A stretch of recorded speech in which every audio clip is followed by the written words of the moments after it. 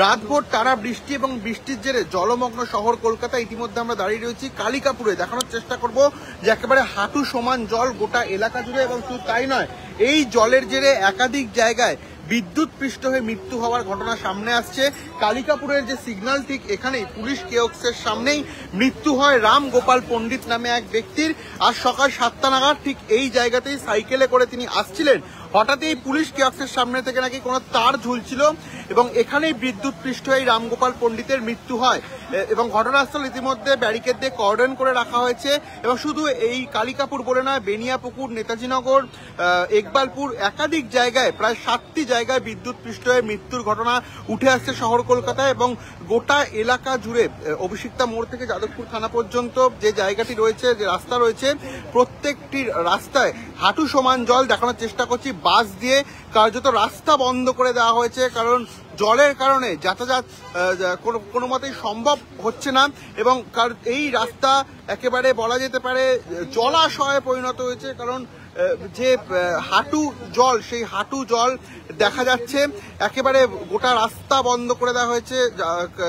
অভিষিক্তা মোড় থেকে যাদবপুর থানা যাওয়ার যে রাস্তা, বাস দিয়ে বন্ধ করে দেওয়া হয়েছে, কারণ একেবারে হাঁটু সমান জল। এবং শুধু এটা কালিকাপুর বলে নয়, শহর কলকাতার বিভিন্ন জায়গায় এই জলমগ্ন হওয়ার চিত্র সামনে উঠে আসছে। এবং এই জায়গাতেই বিদ্যুৎ পৃষ্ঠ হয়ে মৃত্যু হয় রামগোপাল পণ্ডিতের। প্রত্যেকটি জায়গাতেই এইরকম ধরনের বিদ্যুৎ পৃষ্ঠের ঘটনা সামনে আসছে। সেক্ষেত্রে সিএসসির ভূমিকা নিয়ে একটা বড় প্রশ্ন উঠে আসছে।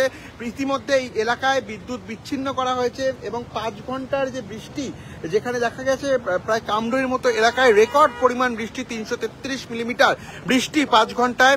এই বিষয়কে কেন্দ্র করে গোটা কলকাতা শহর জলমগ্ন। পাম্প দিয়ে জল নামানোর কাজ শুরু হলেও এখনো পর্যন্ত কিন্তু পুরোপুরিভাবে জল নামেনি। প্রত্যেক কটি জায়গায় একই চিত্র। এবং বিদ্যুৎ পৃষ্ঠ হয়ে মৃত্যু হওয়ার প্রায় 7টি ঘটনা ইতিমধ্যে শহর কলকাতায় উঠে এসছে। এবং যে রাস্তাগুলি রয়েছে, প্রত্যেক কটি রাস্তা এরকমভাবেই বাঁশ দিয়ে বন্ধ করে দেওয়া হয়েছে, কারণ সামনে গেলে প্রায় বুকের কাছাকাছি জল। সেক্ষেত্রে যত দূরে যাওয়া যাচ্ছে তত কিন্তু জল আরো বেড়েই চলেছে। যত সময় এগোচ্ছে জল আরো বেড়ে চলছে, এমনটাই কিন্তু অভিযোগ করছেন এখানকার বাসিন্দারা।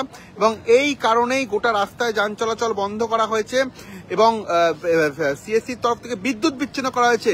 এরকম ধরনের যাতে বিচ্ছিন্ন ঘটনা না ঘটে, এই বিষয়ে কিন্তু গুরুত্বের সঙ্গে দেখা হচ্ছে। কলকাতা কর্পোরেশনের কন্ট্রোল রুম খোলা হয়েছে ইতিমধ্যে। গঙ্গার যে লক গেট, সেই লক গেটও খুলে দেওয়া হয়েছে যাতে করে শহর কলকাতায় জল নামানো সম্ভব হয়। কিন্তু অন্যদিকে যেভাবে বৃষ্টি হয়েছে, যেভাবে বৃষ্টির পরিমাণ গতকাল 12টা থেকে সকাল 5টা পর্যন্ত, সেক্ষেত্রে গোটা শহর কলকাতা জলমগ্ন হয়ে গেছে।